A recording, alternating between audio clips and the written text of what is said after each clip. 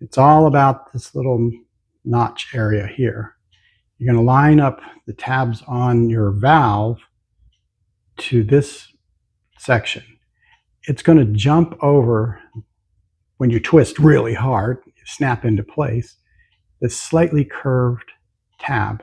Once it gets over here, now it's going to be held in place by this tab, so it won't slide off the valve when it goes into backwash.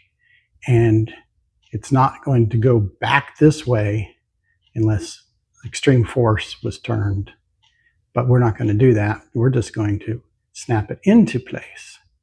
So you want to get this spot lined up with the tabs on the valve. See this one right here? Get this edge right against that. Get the right spot, and then you want to push down firmly.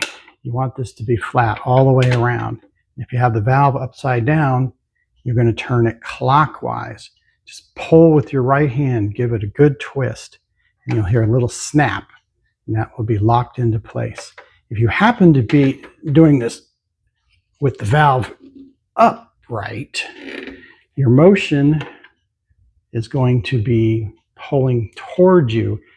I'd say the easiest thing to do is if you do it with the valve upside down, you put the distributor on, lined up, and then you give it a little half-inch turn in a clockwise motion, and then it'll be locked in and it won't want to come off. Now, if you do have to get it off later, you are going to have to kind of break it going back. You're going to have to use a lot of force to jump over that tab again. And you probably won't be able to reuse the top distributor once you have pried it off.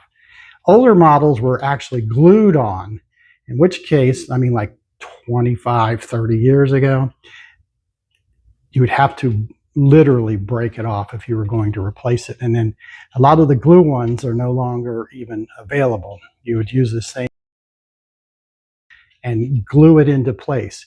All valves after about 1997 have these tabs inside to install and lock this. All Fleck, Clack, Autotrol, Soft, which is made by Fleck. Anyway, I hope that clears it up for you. I'm going to stop talking now. Watch our other videos to learn how to do other cool stuff.